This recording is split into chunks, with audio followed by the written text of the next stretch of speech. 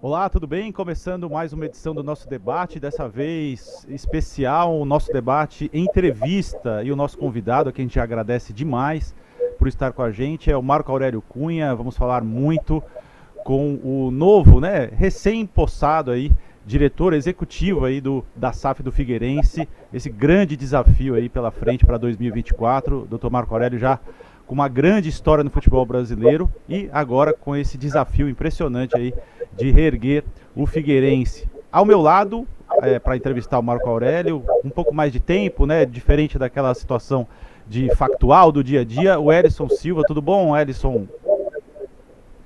Tudo bem, Graziane?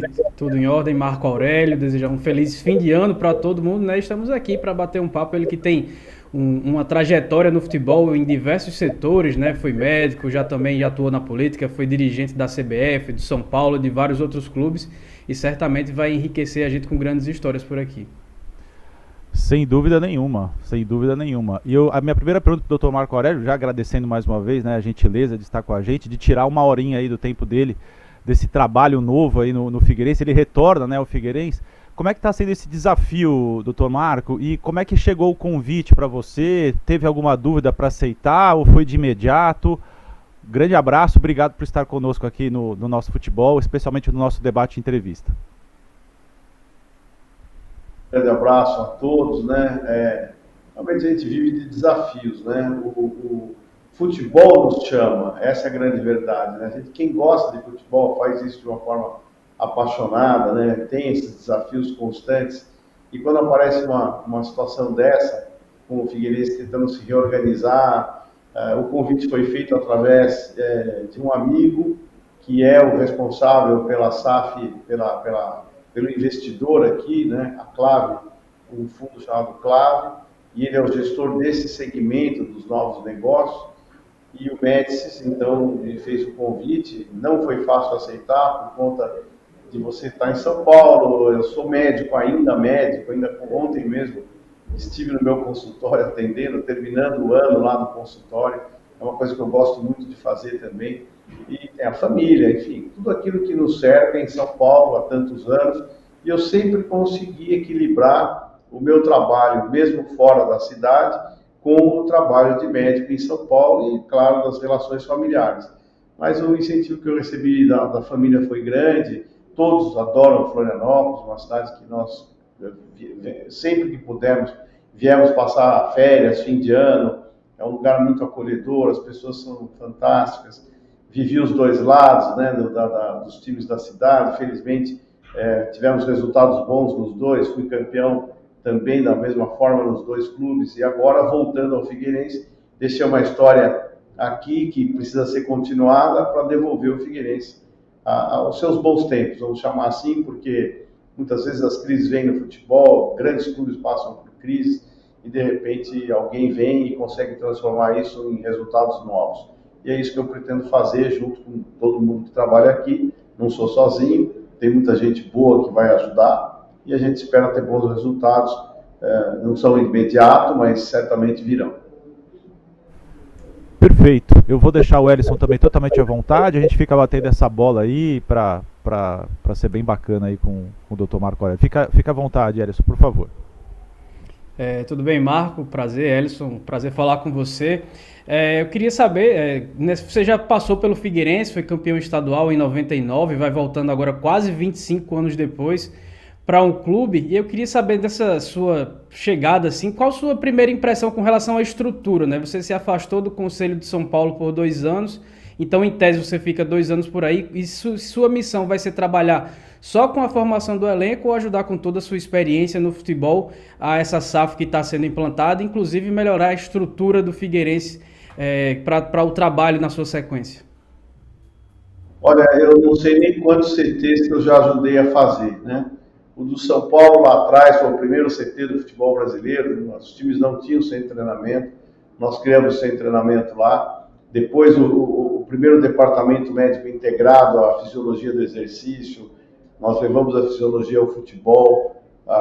Após isso, deixei o São Paulo teve grandes resultados, voltamos, fizemos o Refis, que foi outro grande passo. No próprio Santos Futebol Clube, a reorganização do Santos, do CT Rei Pelé, foi um momento também importante na vida do Santos, ganhou a Copa Sul-Americana na época, né, Comebol, contra o Rosário Central da Argentina.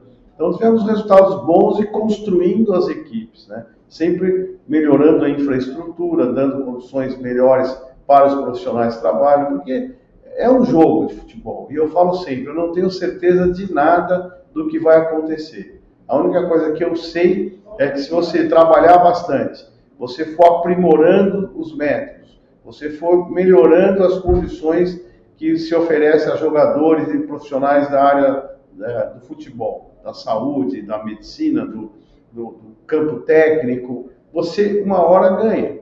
É impossível não ganhar. Então, você aprimorando a sua metodologia, os equipamentos, a infraestrutura, dando diretriz correta, cobrando de forma adequada e formando equipes boas, uma hora você ganha. Então esse é o momento que a gente quer, organizar a infraestrutura. Estive no Curitiba também, ajudei na infraestrutura do Curitiba, do seu próprio centro de treinamento. Aqui no Figueirense, a época que a gente chegou, tinha um movimento muito bom de desenvolvimento do clube que foi feito, a época pelo Paulo Prisco e seus companheiros, né? Foi muito importante para o Figueirense. De repente as coisas estacionam. O próprio São Paulo estacionou em determinado momento. Talvez as glórias venham, os bons momentos venham e você esquece que tem que sempre estar atualizando a sua casa. É como uma televisão, um computador, funciona. Tá boa, mas vem outras coisas melhores. Você tem que buscar aquilo que é o melhor para poder oferecer aos seus atletas. Então, o departamento médico está lá, tal, funciona, mas precisa muito mais. Precisa ter um equipamento à altura. E você sabe que 5, 10 anos defasa tudo. Na sua casa é assim.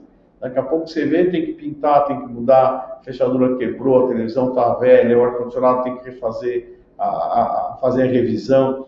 E se você deixar isso o tempo levar, quando você perceber, tem que fazer tudo. E aí você tem muito mais desgaste para recuperar o clube. E nós estamos nesse momento. O clube está organizado, está bonito, as instalações são muito boas, mas precisa recuperar e melhorar os eletrodomésticos, a parte de televisão, a parte de geladeira, sabe, numa casa. É mais ou menos isso que a gente precisa fazer, embora esteja tudo funcionando. Perfeito. Doutor Marco Aurélio, falando agora especificamente sobre a formação do time, né, que é o seu grande desafio aí, a gente vai falar mais para frente sobre também o Henrico, né, que é o CEO aí da SAF, como é que vocês trabalham em conjunto, mas eu queria primeiro saber como é que foi a chegada do João Bursi, que a gente acompanhou muito de perto aqui no nosso futebol, porque nós transmitimos a Série C também, e anteriormente, né, que o Vitória fez, quando o Bursi chega no Vitória, o Vitória tinha 2% de chance de ir para a segunda fase da Série C, e ele faz uma retomada espetacular e sobe o Vitória. Acho que muito do João Bursi está na Série A com o Vitória também, né? Se não fosse o trabalho dele, o Vitória não estaria na Série A. Acompanhei muito de perto. Como é que foi a escolha dele, a conversa? Podia estar na Série D, porque estava a um passo da Série D. Isso, exatamente. O Figueirense agora teve um passo da Série D, não fosse a grande defesa no final do jogo do Amazonas lá, poderia ter descido, né? Então, o futebol ele tem assim lados incríveis, assim, você está no inferno e no céu no dia seguinte, né? Então, o Bursi fez um trabalho belíssimo nesse sentido lá no Vitória. Muitos jogadores que ele indicou, que ele trabalhou, foram aqueles que chegaram a subir para a Série A. Então, é um trabalho de construção, reconstrução e conhecimento. E um treinador moderno, 40 e poucos anos, de Ribeirão Preto, tem uma trajetória muito boa, é um cara tranquilo. Às vezes eu vejo o Bursi falando, nossa, eu me lembro tanto do Vadão quando eu vejo o Bursi, né? Com aquela voz pausada, paciência, inteligência, né? E eu vejo nele e as qualidades de ser um cara moderno, né? O Vadão, claro, ele já era um treinador mais antigo, mas o Bursi com essa nomenclatura, com essa forma de trabalhar muito boa, muito prática, dinâmica, né? Conversando com os jogadores, um humanista também, sem contudo ser paternalista, né? O fato de você ser uma pessoa interessada no ser humano não significa que você proteja, né? Então, você dá condições para que ele se desenvolva, busca coisas que estão faltando. Então, acho que vai ser um bom momento para ele, para o Figueirense, para mim, trabalhar juntos e criarmos alguma coisa melhor. E para essa formação do elenco, Marco, o Bursi está participando também diretamente. A gente viu que o Cedric, que trabalhou com ele no Vitória, já acertou o contrato, né? Então, queria saber da participação dele também para a montagem desse grupo para 2024. Nós conversamos com uma liberdade incrível, às vezes chega a mim indicações, óbvio, meu telefone não para de tocar, o jogador que já me ofereceram há 3 anos voltam a oferecer, né? Então fica os agentes são ágeis e obviamente querem empregar seus jogadores, nada contra. E cabe a mim e a comissão entendermos quais são os que nos interessam, por conhecimento, por apresentação, por desempenho. E o Bursi avaliza todos, esse sim, esse não faz aquilo que eu queria que fizesse, esse pode ser interessante, vamos ver o quanto custa. Então ele praticamente escolheu quase todo o elenco, né? Quase todo. E alguns vêm por oportunidade, outros vêm porque ele já conhece. Então ele tem o dedo dele em tudo que nós estamos fazendo, sem dúvida alguma. Graziani, antes de você claro, pegar a palavra, vontade, só para complementar, o Bursi subiu, né, da Série C para a Série B com o Vitória, mas vem de uma temporada em que ele não foi bem, por exemplo, no Tombense, aí outras circunstâncias e tudo mais. Mas a forma de jogar dele, do time dele jogar, era mais ou menos parecida com o Vitória, né? Um time de bastante intensidade, um time que tem transições muito rápidas, e é a partir desse estilo de jogo dele que esse elenco está sendo montado também? Sim, é claro que quando você escolhe o jogador, você sabe o que ele faz, a função dele. Então, vamos lá, se eu pegar um lateral mais antigo, mais lento, tal, falar, ó, ele não faz a dinâmica do ataque, ele não vai na linha de fundo, ele não cruza. Então, ele é bom jogador, mas eu prefiro um que seja mais propositivo, que ele seja mais ofensivo. Então, esse jogador, para mim, embora seja bom, eu gostaria que tivesse uma característica X. E aí nós vamos buscar essa característica. Se vai dar certo ou não, volto a dizer, né? Ninguém tem certeza de nada em futebol. Quem tem é porque não viveu o futebol. Mas a gente tenta acertar o máximo possível. Olha, eu gosto que jogue assim, eu quero um volante que faça lá o vai e vem, o tal box to box, que eu não gosto muito de falar essa palavra, mas eu quero um assim, eu quero um mais em contenção. Eu preciso de um zagueiro canhoto, eu quero um extremo que joga com os 2 pés. Então, e assim você vai tentando achar. E é claro, você tem competição de outros times, você tem... Vamos entender, nós estamos na Série C. Então, os times da Série A e B, 40 times, são priorizados pelos atletas, obviamente. Aí ele vê um projeto bom no Figueirense e fala, opa, é melhor jogar no Figueirense na C do que pegar um time B que não está bem das pernas. Então, mas nós temos a dificuldade de estarmos na Série C e, ao mesmo tempo, de ter um orçamento enxuto. Porque o que nós prometemos aqui é cumprir os compromissos, pagar em dia. Essa é a missão do nosso CEO, essa é a missão do fundo, não deixar ninguém para trás. Mas também não tem aquela história de bater no vestiário, o peito e falar, o bicho é tanto. Não tem isso. Nós vamos trabalhar com um orçamento seguro, um orçamento conservador, e a hora que tivermos captação de recursos extraordinários, seja com patrocínio, seja com o que for, sócio-torcedor, nós temos como incrementar o futebol com essas receitas. Doutor Marco, o senhor é um...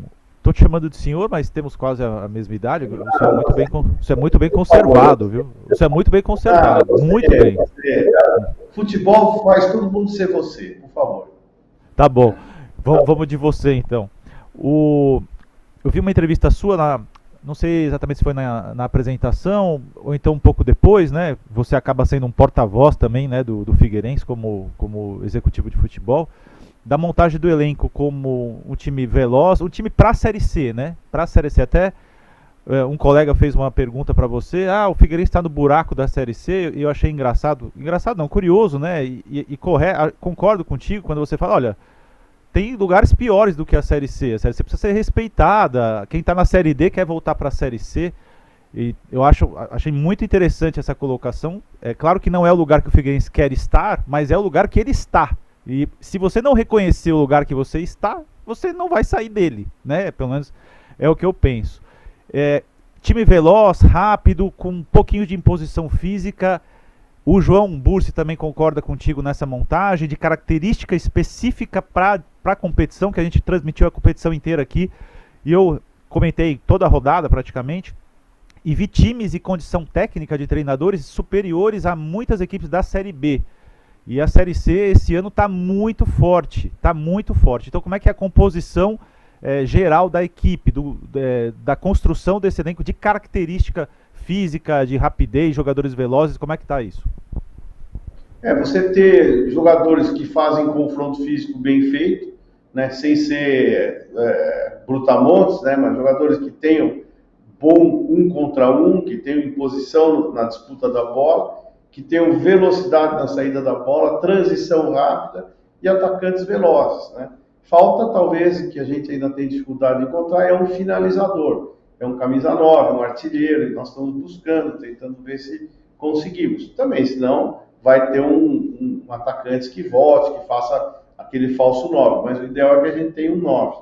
E a proposta é essa, é jogar ofensivamente, com responsabilidade. Não é um ofensivo que nem índio, né? Vamos atacando com o índio, não, nós vamos atacar com consistência defensiva.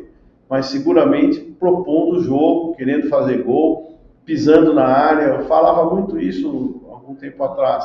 Não adianta você ficar com a bola, pode prestar atenção. O pessoal fala muito de posse de bola. Na maioria das vezes, quem tem menos posse de bola, ganha o jogo. A não ser times como o Manchester City, o Barcelona antigamente, que era um domínio total do jogo, né? Mas essa posse de bola conservadora, que toca, e recua para o goleiro, dá para o zagueiro, dá para o lateral, dá para o volante, dá para o ponta devolve. Essa não resolve nada, não faz gol, porque a bola não chega na área. Então a gente tem que ter uma proposta realmente ofensiva, com agressividade e finalização. O time que não finaliza não ganha jogo. Então nós temos que ter uma proposta de finalização. E obviamente com todos os cuidados de evitar gols tolos, né? Aquele gol de bola parada, gol de arremesso lateral. Vai tomar, porque o futebol é falível, senão era tudo 0-0. Mas a gente evitar gols, entregar gols fáceis. E, obviamente, tentar em velocidade, surpreender e fazer as jogadas de contra-ataque. Acho que era até uma unanimidade entre os clubes da Série C de 2023. Quase todos os times não faziam questão da posse de bola. Era sempre um jogo muito rápido, vertical. Pegava a bola, tentava ir para o ataque para definir de uma vez, né? A gente não tinha nenhum time que tenha se caracterizado por ter muita posse de bola. Então, eu imagino que até para a próxima temporada de 2024 isso deve se manter. Até porque é uma coisa que está sendo comum no futebol mundial atualmente, com raras exceções, como trouxe o Marco Aurélio, né, de Barcelona, Manchester City, alguns times que têm uma proposta de jogo um pouco mais diferente. Mas, Marco Aurélio, sempre que tem um profissional que está há muito tempo na estrada, e aí você pode se enquadrar em um deles, independente da função, se fala muito em questão de reciclagem, de atualização, e você trabalhou muito nessas últimas temporadas, muito tempo no São Paulo, e eu queria saber como é que está sendo essa sua adaptação a um mercado de Série C, a ter um pouco de investimento um pouco mais baixo, né, jogadores menos renomados. Como é que está sendo essa experiência para você nesse retorno ao Figueira? Olha, a última vez que eu trabalhei no São Paulo foi em 2016, já faz tempo, né? Eu estava na seleção feminina, trabalhei 5 anos na CBF, lá eu tive uma formação assim muito grande de compreensão do contexto do futebol brasileiro, como ele é complexo, como ele é diverso, que nós conversávamos com todas as vertentes lá, mesmo no futebol feminino, eu ajudava muito também, os meus amigos estavam no masculino, Juninho, Paulista, a gente conversava muito sobre o futebol brasileiro, né, com os presidentes de federações. Isso me trouxe muito conhecimento e muita experiência do que eu não percebia, que eu não sabia, que eu não vivia. Depois eu vim para o Avaí, né? Fiquei aqui quase um ano no Avaí, que foi um bom resultado e tudo mais. É diferente. Por isso que a gente tem que ter um treinador que transita por essas linhas, que transitou por esse ambiente, por conhecimento de atletas, né? É outra vibe, é outro lugar. E aí você tem que pesquisar muito, você tem que ver muito vídeo, conversar muito com as pessoas que te dão informações. Tem muito jogador novo, aí as pessoas falam, pega um lá. um rapaz lá do Flamengo, do São Paulo, você tem relações. O cara vem aqui, não fica feliz, ele não vai jogar, ele ganha muito. Ele acha que diminuiu o status dele, que a cabeça dele está a jogar no Flamengo, está a jogar no São Paulo, está a jogar no Palmeiras. Então ele não vem com o espírito que a gente quer, que é um espírito de conquista, de fazer o nome, né? Então tem muitas nuances diferentes, você trabalhar no time da Série A, no time da Série B, no time da Série C e da D. É diferente jogar o Campeonato Paulista e jogar o Campeonato Mato-Grossense, né? São completamente diferentes. Então você tem que se adaptar a isso e buscar os jogadores que concordam, aceitam e ficam felizes de jogar nessas categorias. Porque não adianta trazer um descontente para cá. O cara traz lá o fulano, né? O time que tem mais aspirações, que está mais distante do cenário nacional mais evidente, o torcedor fica sonhando com figurinha do álbum, né? É álbum de figurinha. O cara jogou no Flamengo, 37 anos, pô, pode vir nos ajudar aqui. Não vai, ele não quer isso para ele. Então, ele viria até por oportunidade, mas 90% não desejariam isso. Então, não vou cair nesse erro. Vou trazer jogadores que queiram se estruturar, que queiram aparecer para o futebol brasileiro. É mais difícil? Muito mais difícil. Porque é muito mais fácil você contratar 3 nomes e jogar a responsabilidade neles. Eu prefiro não ter esses nomes e dividir a responsabilidade entre 15, 20, 25 jogadores para a gente formar 2 ou 3 importantes e ter resultados. Eu acho que isso sim é colaborar com o futebol brasileiro. Perfeito.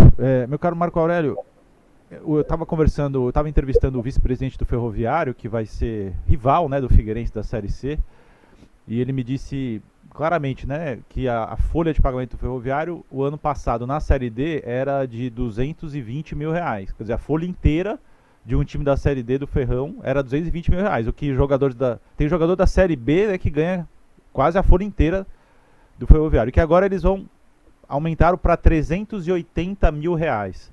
Eu não sei, eu realmente não sei se vocês falam abertamente de valores, mas como é que você vê a competitividade do Figueirense? Aqui Oi? Não tem segredo. O nosso orçamento anual aqui, né, vai sair na casa dos 7 milhões, entendeu? Ou seja, mais ou menos 600 mil por mês.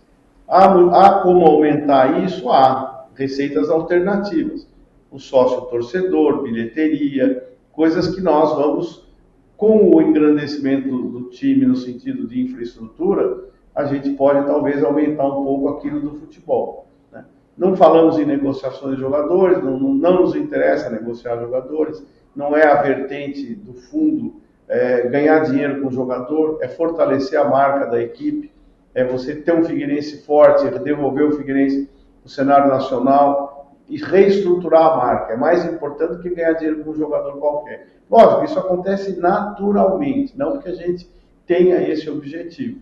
Mas a nossa missão é formar uma equipe, volto a dizer, que corra, competitiva, mesclada entre jovens e um ou outro mais velho, e que faça uma figura boa no campeonato. O primeiro passo do campeonato é não cair. O segundo passo do campeonato, classificar entre os 8.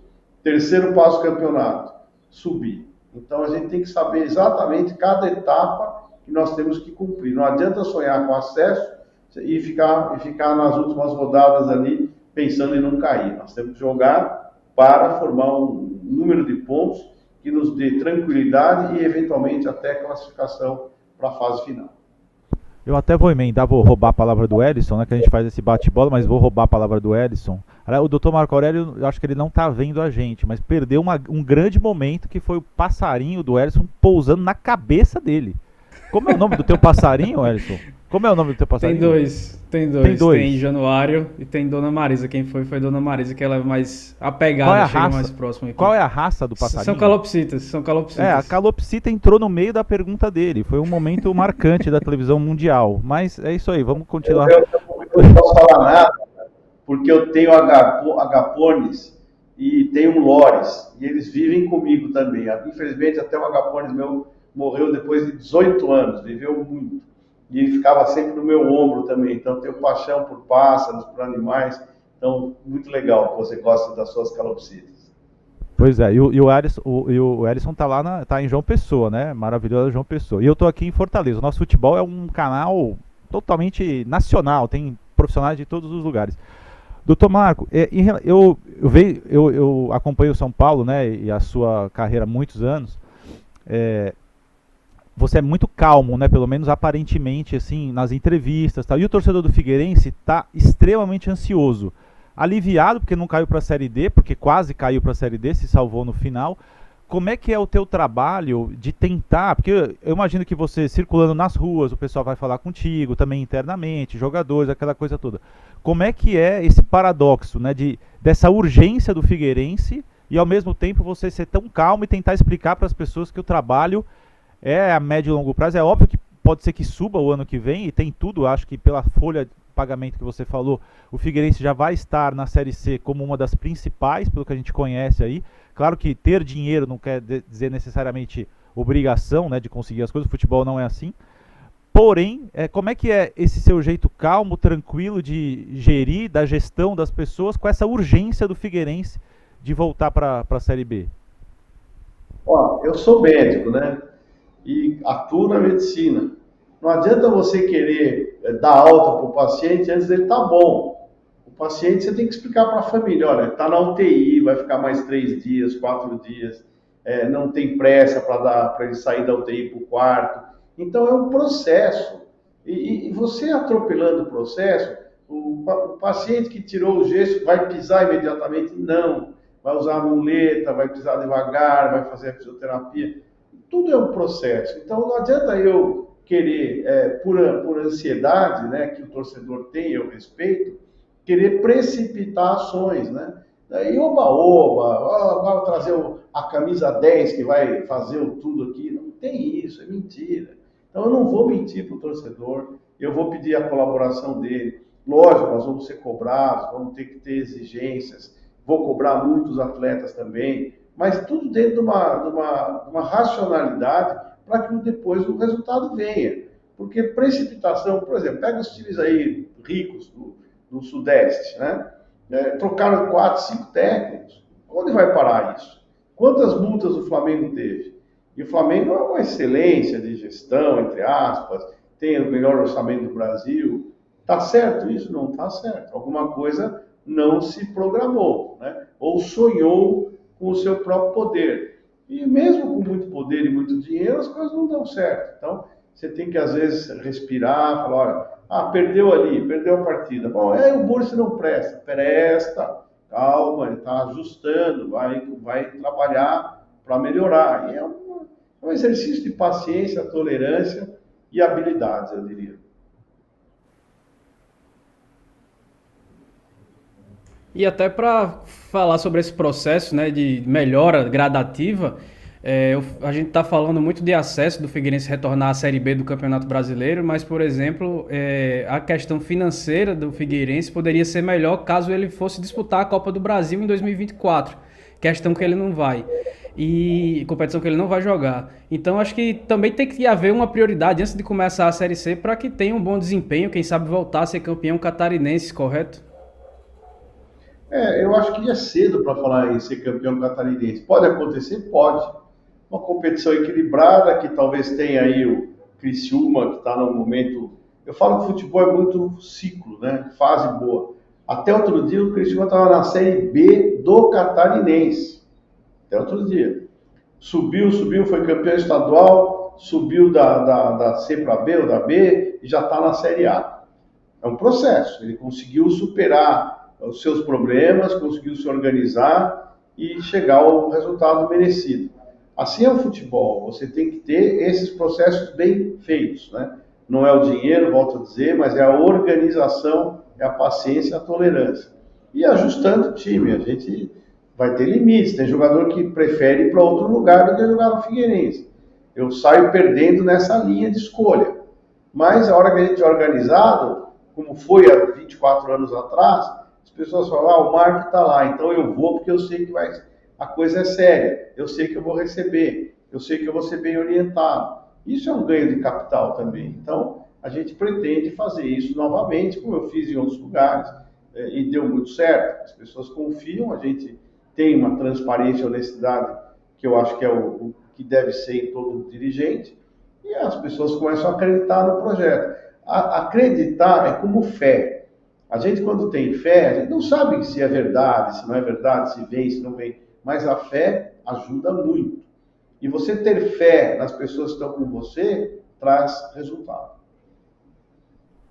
Perfeito. A gente faz uma muito breve pausa nesse ótimo papo com o Dr. Marco Aurélio Cunha, que já teve muitas experiências aqui no futebol brasileiro e, claro, agora o grande desafio dele é ser executivo de futebol da SAF do Figueirense. Você vai acompanhar o Figueirense aqui no nosso futebol, né, na Série C do Campeonato Brasileiro. A gente transmite todas as rodadas, mas a gente faz uma breve pausa nesse ótimo bate-papo e voltamos daqui a pouco.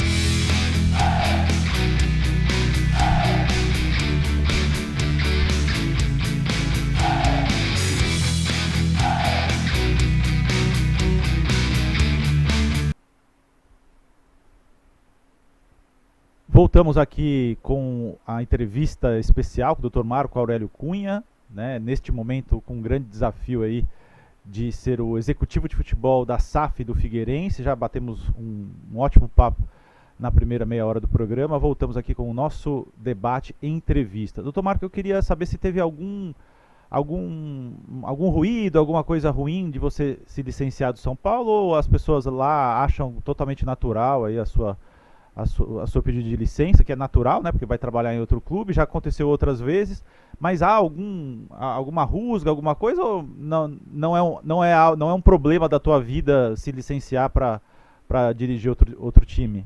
Eu sempre tentei participar da vida do São Paulo, política e tal. Eu tenho algumas divergências com a atual direção, sou oposição, divergências éticas, legítimas, nada fora do contexto. Mas eles usam muito a minha saída para falar politicamente alguma coisa. Mas a grande maioria sabe que não tem nenhum problema. Eu, como não estou sendo utilizado lá, obviamente não tenho voz, então eu me sinto à vontade para poder pedir licença de forma estatutária e trabalhar em outro lugar, me divertir no futebol de uma forma austera e correta, profissional, ajudando o clube que precisa de mim. Eu acho que se alguém precisa de mim, eu aceito o desafio e vou. Continuo sendo torcedor do São Paulo, ajudando quando necessário, tenho infinitos amigos lá dentro, mas quem fala mais assim contra mesmo é a questão política, o dia a dia político que reclama, mas é mais uma falácia do que uma verdade.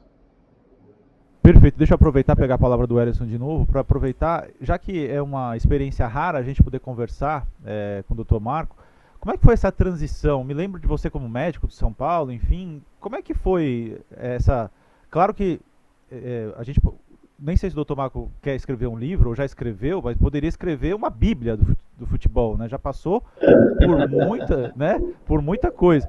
Mas como é que foi essa transição, assim, de médico? Eu tenho um amigo, é curioso, eu tenho um amigo que é médico do Ceará hoje, e ele se formou em medicina de ortopedia com o único desejo de ser médico do Ceará. E ele é médico do Ceará. Quer dizer, ele fez medicina para ser médico, é impressionante. Ele é ortopedia. E hoje ele já está há mais de 10 anos, doutor Joaquim, médico do Ceará. Essa é a sua história também? Você fez ortopedia para tentar trabalhar no futebol, ou isso aconteceu e depois essa transição, meia transição, porque você continua, né, clinicando, até contou pra gente aqui que estava no consultório recentemente. Como é que foi essa transição aí, esse trabalhar na gestão do futebol? Essa pergunta é interessante. O futebol, eu comecei, eu era garoto, 11 anos, 12, São Paulino, e eu falava, vou ser médico e vou ser médico de São Paulo.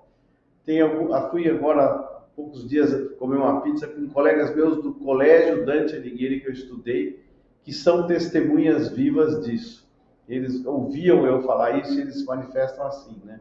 Você foi um dos poucos caras que falou que queria e fez, né? Porque a vida é complexa. E eu segui essa linha, eu queria ser médico mesmo, médico acima de tudo.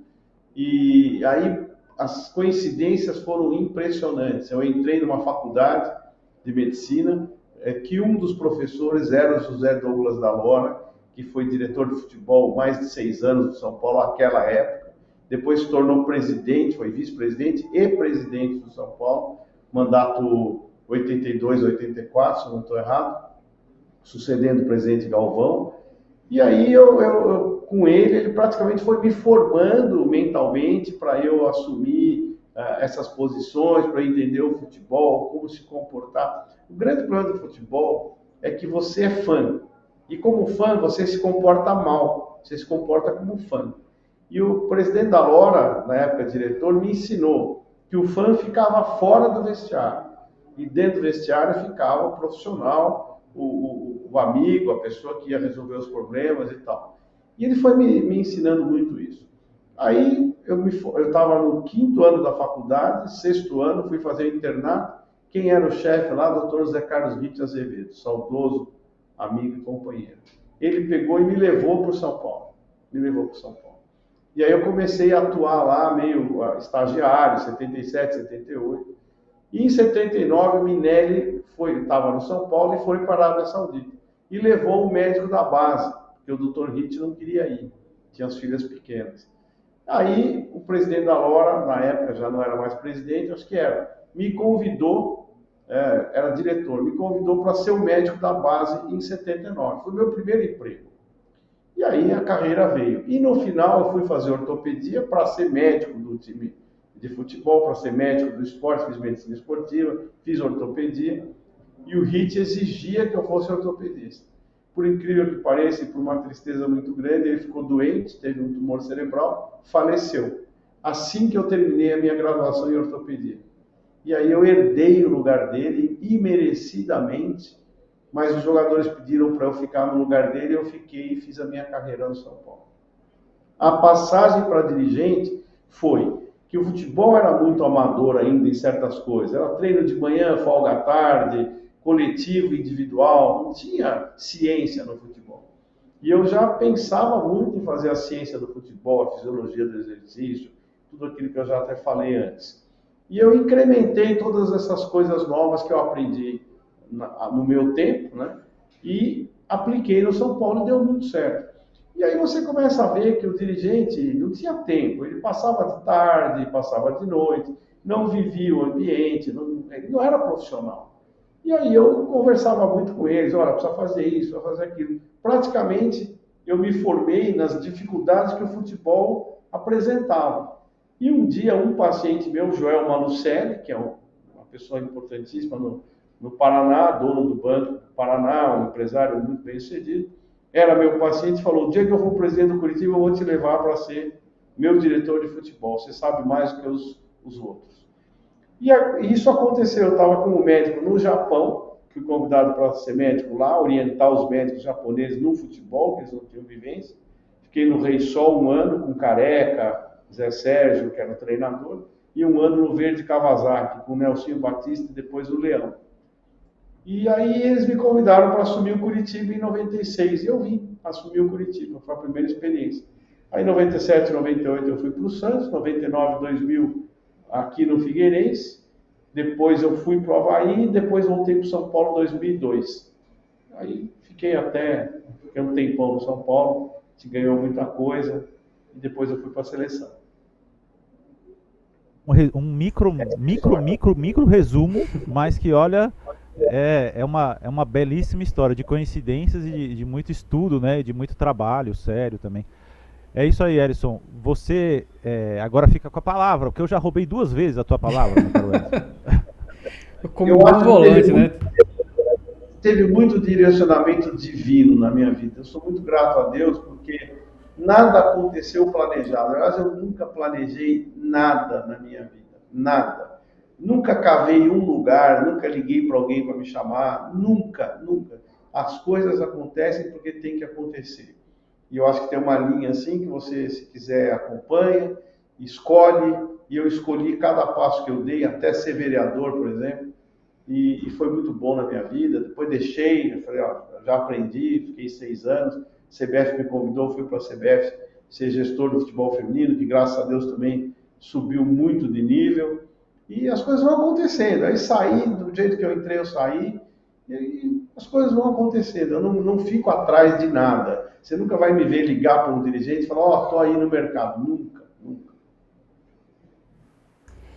E aí, Marco, você, enquanto dirigente, talvez seu auge tenha sido ali aquela passagem no São Paulo, né? Campeão mundial, tricampeão brasileiro. Eu queria saber de você, o que você tira de lição, principalmente dessa fase vitoriosa que você leva para o resto da sua vida, para o resto da sua carreira e que pode lhe auxiliar agora nessa passagem pelo Figueirense. Olha, são coisas tão diferentes, né? Mas eu acho que a relação com o atleta é que me faz ser um pouco diferente dos outros. Primeiro, eu não traio pessoas, eu não minto, eu falo a verdade olho no olho, eu sou muito transparente, mesmo quando estou contrariado, né? Respeito cada um, não ignoro as pessoas. De todos os colaboradores do clube, eu tenho relação sempre muito aberta. As pessoas vão na minha casa, por exemplo, eu não fui mais ao São Paulo, mas as pessoas do São Paulo continuam indo na minha casa. Isso é que me faz feliz. Agora, ontem mesmo, eu estava ainda em São Paulo, foi lá um preparador físico que está no Japão há 5 anos, ficou 3 na China, que eu sou padrinho dele, de casamento e do filho.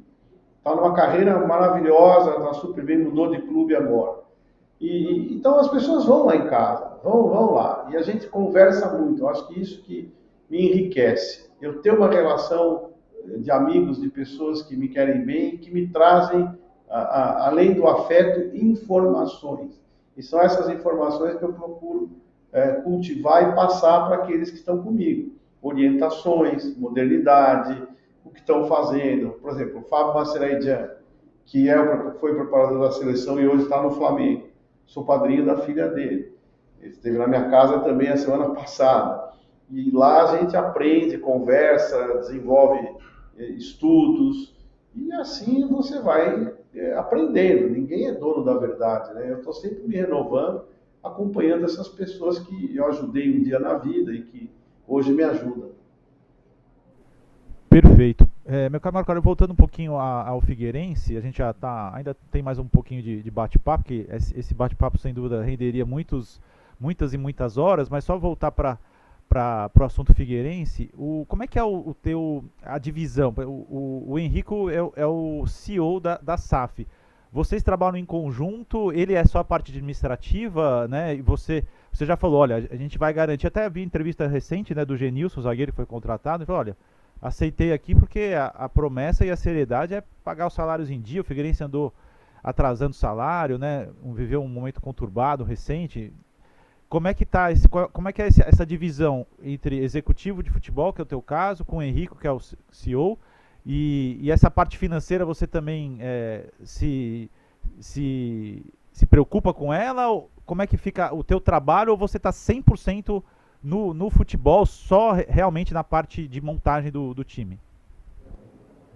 Se não houver interseção entre os trabalhos, ele não é bem feito, né? São vasos comunicantes. Ele tem as preocupações dele, que é manter orçamento, novos negócios, patrocínios, melhorias do estádio, receitas alternativas, enfim, a gestão realmente administrativa financeira do clube. E o meu é a gestão do futebol. Eu dependo dele em questões orçamentárias, ele depende de mim em resultados de campo, né? Então ninguém está sozinho em algum setor. Nós temos definições de áreas, né? Então, por exemplo, eu vou viajar, tenho lá uma viagem para fazer, para jogar, sei lá, em Joinville. Ó, eu quero sair tal dia, pô, mas veja, tal, ó, preciso disso, preciso daquilo, tal. Eu apresento para ele as minhas necessidades e ele vai atender na medida do possível. Então, há um relacionamento, sim, e compreensão. Olha, por que você precisa disso? Ó, preciso de um equipamento novo lá no departamento médico, assim, assim, assim. Quanto custa? Vamos orçar. Ó, eu posso te atender para março. Tá bom. Então, em março eu recebo o equipamento. E a gente vai dividindo essas responsabilidades, sempre ele com a chave do cofre, obviamente vinculado ao fundo, e eu fazendo os pedidos necessários sem exagerar, sem errar, sem ser pidão, aquilo que é possível. Nós vamos combinando as ações e todos trabalham juntos com setores, obviamente, diferentes. Marco, é um início de trabalho, né, que você está chegando agora no Figueirense. Como a gente trouxe lá no início, seu afastamento, pelo que foi noticiado, foi de 2 anos, né, do Conselho de São Paulo para se dedicar exclusivamente ao Figueira. E nesse modelo SAF se trabalha, claro que tudo no futebol é incerto, mas na SAF se trabalha muito com metas. E eu queria saber quais são as metas dos próximos 2 anos, né, quando acabar aí o fim de 2024, onde é que o torcedor do Figueirense pode esperar que o clube esteja dentro do que foi traçado por vocês? Eu sempre digo, eu não tenho certeza de nada, nada.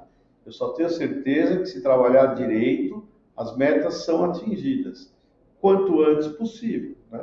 Então, a nossa pretensão é sempre ganhar, sempre ganhar. Mas nós vamos ter dificuldades, até administrativas, de compreensão das coisas do clube, das coisas que apareçam de repente sem que a gente espere. E eu acho que em 2, 3 anos nós temos que estar na Série B, né? Pelo menos para a gente ter um avanço técnico de receita e tudo mais. Pode ser esse ano? Pode, futebol, tudo é factível. Mas pode ser que por um gol você fique fora.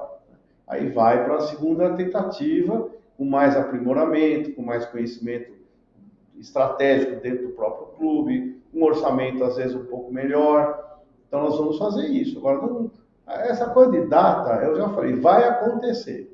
Eu só não sei quando, se é tão rápido ou um pouco mais tarde. Mas vai acontecer. Nós vamos aprimorar o Figueirense. Eu posso ficar 2, posso ficar 3. A ideia pode ser até ficar 3. Eu renovo a minha licença, não tem problema nenhum. Entendeu? E a gente cumpre aquilo que a gente quer para levar o Figueirense ao seu lugar correto e o torcedor ficar feliz com o Figueirense. É isso que a gente quer. Devolver o Figueirense ao seu status ideal.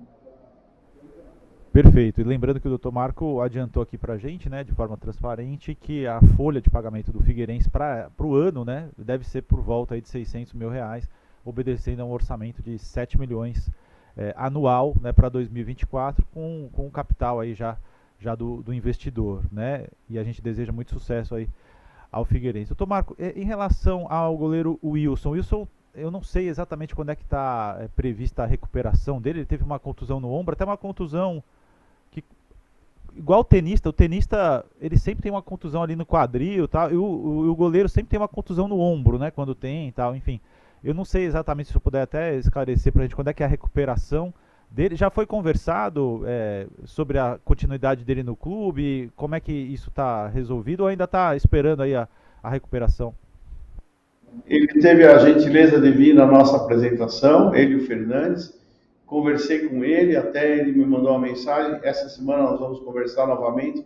Essa recuperação, eu posso falar de cátedra, né? São no mínimo 4 meses de recuperação, 4 a 6 meses. E quando eu digo isso, o paciente na fisioterapia, o paciente dentro do campo, o paciente se reabilitando em relação aos movimentos, e depois a parte de treinamento específico, no caso, para um goleiro, né, que é tudo que ele precisa, é o movimento do braço, do ombro. Então, esse é o tempo que ele precisa para retornar à atividade. Ele tem contrato, e seguramente, se ele quiser prosseguir, nós vamos prosseguir com ele. Ele é um ídolo do clube, uma pessoa respeitável, e no futuro até, quem sabe, abrir expectativa para ele trabalhar no futebol, desde que preparado. O cara não sai do vestiário e assume no dia seguinte uma missão funcional. Ele tem que estar preparado, treinado, estudado, para cumprir bem o papel. Senão você fica colocando ídolos de escudo e, ao mesmo tempo, atrapalhando a vida dele de progressão. Você tem que preparar as pessoas para assumirem funções determinantes. Não é porque foi jogador ou porque era dirigente antigo. As coisas têm que ser bem planejadas. E ele está dentro desse planejamento, uma pessoa que nós temos o máximo respeito. Marco, você trabalhou na CBF até 2020, depois retornou para o Avaí, de onde teve uma passagem anterior, agora volta para a sua segunda passagem também no Figueirense. E eu queria saber como é a receptividade entre os torcedores aí em Florianópolis dessas suas idas e vindas pelos 2 grandes clubes da cidade. Olha, eu fico tão impressionado, porque eu acho que até mais do que eu mereço. E o torcedor do Figueirense está muito feliz, colocando muita confiança na minha volta, esperançoso, respeitando a minha história, que é uma história que realmente não tenho coisas ruins para serem relembradas ou qualquer tipo de ilação. Então eu vou me doar ao máximo que eu posso. Até recebi também do adversário muitas mensagens. Eu deixei amigos aqui. Eu venho aqui a Florianópolis passar final de ano, sei lá, acho que eu vim mais de 8 vezes, né? Então tenho muitos amigos na cidade, muitos, e todos eles me querem bem, me respeitam. Não tive nenhum tipo sei lá, de inconformidade, de alguma palavra negativa, nenhuma. Mesmo a mídia foi muito favorável. Agora, não adianta nada. Eu até falo, meu filho fala muito isso. A fase da floricultura já passou, né? Já ganhei flores, já foi tudo bonito, todo mundo muito feliz comigo. Agora tem que fazer resultado, né? Que a fase de alegria dura pouco, né? Sem dúvida. E quando o campeonato começar, né? Os campeonatos começarem, a situação fica bem mais tensa, né? E aí eu acho que a tranquilidade do Dr. Marco Aurélio pode fazer a diferença. Aproveitar a tua presença aqui como médico, ortopedista. Hoje a contusão que mais assusta todos os torcedores, e cada torcedor parece que virou médico também, né? Você vê aquela travada no joelho, já fala, ligamento cruzado. Acabou tudo, um ano, tá fora. É o desespero dos torcedores e essa contusão tem acontecido muito. Doutor Marco, como é que, se essa contusão acontecesse há 50 anos atrás, o jogador parava a carreira? E como é que está o tratamento dessa contusão, que é a mais demorada do futebol, né? Claro, tem outras mais, mas aí não é tão comum, né? Esse ligamento cruzado aí hoje realmente o que vocês tentam, porque também não dá para evitar muito, né? Porque é choque, é uma torção ali. Como é que é a história dessa contusão e o que pode ser feito aí para minimizar risco, movimento, inteligência corporal? Olha, ela é muito mais espontânea do jeito que a pessoa movimenta o joelho do que trauma mesmo específico. Então, por exemplo, o atleta sobe de cabeça, ele joga toda a energia para cima. Então, ele praticamente se desprotege no membro inferior. E a hora que ele aterrissa, ele pisa no solo e falseia o joelho. Aquele ligamento fez um movimento e rompeu o ligamento cruzado. Ele faz uma torção na tíbia em relação ao joelho, num domínio de bola, vai fazer o giro, ele pode romper o ligamento cruzado. E por incrível que pareça, no futebol feminino, mulheres têm mais lesões que os homens, por conta de alguma questão de anatomia, o eixo do fêmur, o quadril. As mulheres são mais propensas a terem lesões de cruzado anterior que os homens. No passado, não se fazia diagnóstico, esse é o ponto. Por quê? Porque não tinha imagem, não tinha ressonância magnética para ver ligamento, era exame clínico, não havia cirurgia que fosse sustentada. Mais para frente, nos anos 80, se começou a fazer uma cirurgia alternativa, que era uma extra-articular, que era diferente, não resolvia, atenuava o problema, com o tempo aquilo já relaxava e o ligamento voltava, o joelho voltava a ter instabilidade. E depois, o Dejoux na França e alguns autores americanos criaram a reconstrução intra-articular, fazer um túnel ósseo e fazer um enxerto de ligamento, ou tendão patelar, ou musculatura posterior de coxa, e resolver o problema do cruzado. Então, hoje um atleta que tem lesão de cruzado, ele não tem dúvida, ele volta perfeitamente. E já vi casos assim gravíssimos, cruzado anterior e posterior. E jogaram e jogam até o fim da carreira, né? Agora, o que tem é diagnóstico, e tendo diagnóstico, são obrigados a intervir. E a intervenção é 6 a 8 meses de recuperação. Porque o enxerto, ele tem que, na hora que você faz o enxerto, coloca lá, entre aspas, um novo cruzado, ele tem que se integrar ao joelho. Então, a hora que ele se integra, demora de 4 a 8 meses para ele ter a consistência de um ligamento e não haver re-ruptura, né? E muitas vezes faz a cirurgia bem sucedida, mas o ligamento ainda não está absolutamente integrado ao joelho e ele rompe de novo. Então, é uma cirurgia que hoje tecnicamente se faz muito bem, o resultado é total, mas tem esse período de maturação do enxerto que é no mínimo 6 meses, né? Então, e hoje é tão comum ver o movimento que as pessoas já direcionaram, rompeu o cruzado. o leigo já está dando o diagnóstico de ruptura de cruzado, né? Porque realmente é assim, é quase que espontâneo. A gente faz um momento, a hora que ele trava, põe a mão no joelho, cai, é o cruzado que foi.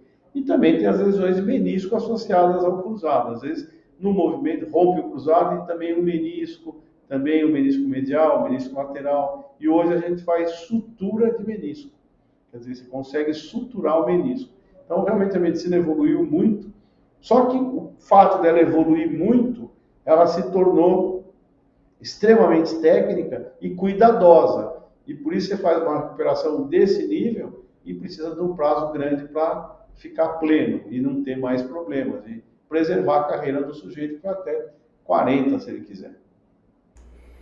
Marco, para aproveitar todo...